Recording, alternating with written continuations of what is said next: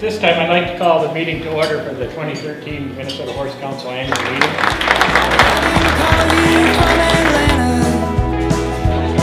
Even though I wanted to. I have a plaque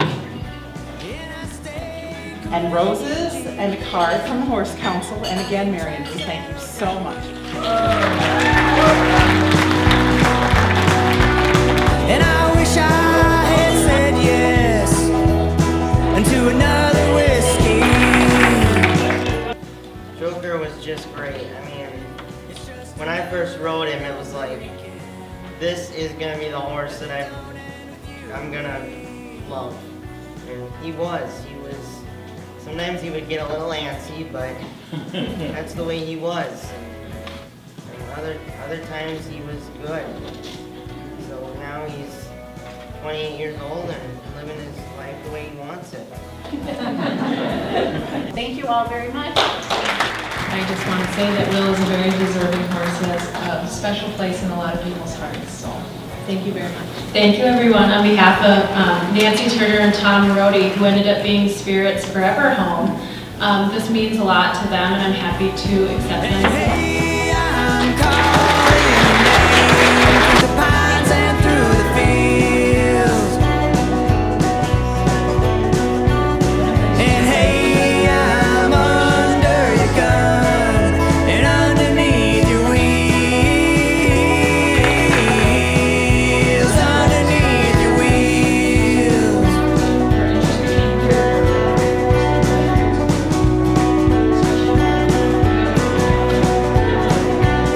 You tell me that you're having a fine time. Yeah, you're living like you should. Yeah, you shouldn't worry at all. I'm out here feeling good. Usually we keep it a surprise and we read what's been submitted. We're going to do it a little bit different this year.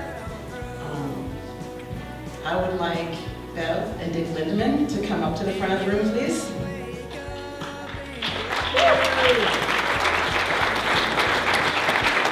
You two are our horse persons of the year. And I can't make it too short because these people have done so much. I've been on the board for Weekend Ride for 12 years. And I tell you, they have volunteered, and I am so honored to be able to talk about them tonight. Some of the bullet points of the highlights of the stuff that they have done.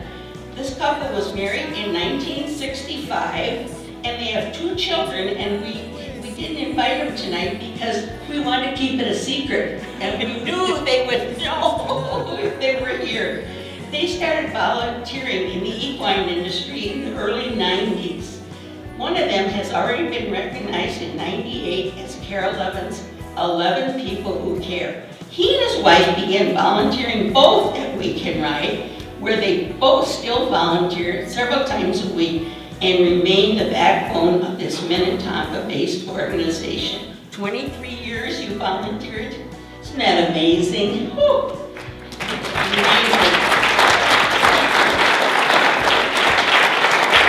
They greet parents at the barn, help talk through therapy programming with caregivers and comprehensive parents, and educate other volunteers on horse care and behavior of horses. They've also mentored 2 homeschool residents, teaching them to ride and even working with them after their release to help reintegrate them into the community.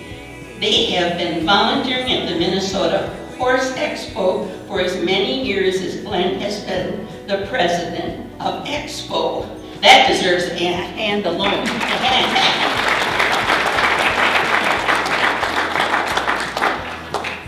Also, the thing about Bev and Dick, and this is a personal story, they say they're going to do it, they're there, they do it. We can always depend on them, and that's so important.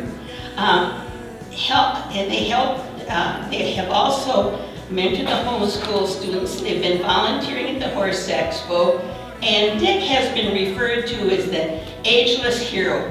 and the couple can still be seen in long-ago film documentary of Weekend Ride on public television. Now I'm going to hit a couple points because not all this tells you what they're really like. Dick Lindeman would often drive past the home school and see the horses. He found himself wondering if they might need help with the animals, so he talked with a volunteer coordinator. He started by teaching horsemanship to homeschool residents. One day, Dick saw a barn sign in the barn looking for volunteers, so Bev decided to join in. From the young first rider they assisted in 99 or 91, the pair was hooked. Dick remembers leading a horse with a 4-year-old girl, Emily, in the saddle, and Bev walking at her side. Emily suffered from cerebral palsy, which usually confined to a wheelchair. Bev told her to do an airplane, and Emily put her arms out straight at her sides. "I feel like an angel," Emily said, as they rode around the ring. I came home and said, "We just have to go back because she loves us," Bev shared, but she felt like an angel, which is really interesting for somebody young and disabled to even feel like she's an angel. I mean, how cool is that? From that day, Emily insisted that Bev sidewalk with her. She got to know and trust the Lindemans. Bev recently saw Emily, now 21, in a local store. She's still in a wheelchair, but independent with a service dog at her side. Working with the younger Weekend Ride participants to this day, the icing on the cake for the couple. Some of the riders come to class in wheelchairs or are carried into the barn by parents because they can't walk. Once we put them on a horse and they get legs, they can move, Dick said. Over the years, we've seen them grow into adults. They have been involved in all facets of Weekend Ride, including barn chores, and Weekend Ride recently named the Lindemans Golden Ambassadors, who greet parents in the barn, help talk through therapy program with caregivers and apprehensive parents, and educate volunteers on horse care and behavior. This is really special. They can do it all. And just recently, I got a chance to call Judy French, who was the longtime executive director of Weekend Ride, and Judy tells me some of the things they did during her time. Judy said, and here's some of the stories. In 2000, they were short of instructors, really short of instructors, so Dick decided to use his own money to go on and become an instructor. And from then on, he was an instructor, and he helped the instructors and helped the whole lesson go on while they were loading some of the other kids. She said that was unreal. And sometimes he worked 3 days a week to help instructors. He has helped, Bev and Dick have helped the transitions for new barn managers and all of the changes. Bev used to sidewalk and was never afraid to be the pooper scooper. She talked about that too. I had to bring that up. Judy also mentioned that Dick was instrumental in getting Shriners to donate horses to the Weekend Ride program. Also instrumental in getting our program at the time at the Shriners, which we really appreciated. Also, I took time tonight, Mary Minton is here, she's our new executive director, and I asked her, tell me about the Lindemans. And she said, I'll tell you, I moved here from Colorado. The first day I arrived, there were the Lindemans to show me around and welcome me, and that is the kind of volunteers they are. They're always at the fundraisers, they're always there supporting everyone, and I think that's a real dedication. And I'm honored to tell you about them. Congratulations.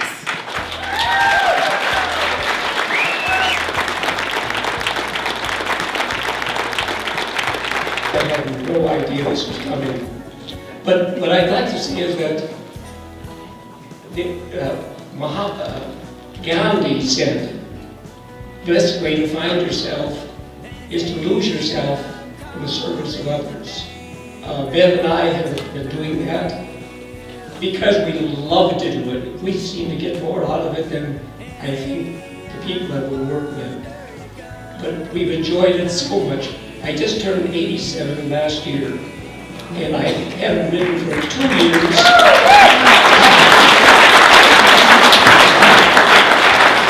So Bev and I go to the stable starting in March now, during the warmer part of the year, not the winter, and we work with the kids. And as they said, I did work with the residents in the homeschool, and I did that for over 10 years, I guess. And I enjoyed that. And people said, but you're working with the resident fellows, and they're criminals, aren't they? Well, yes, they're felons.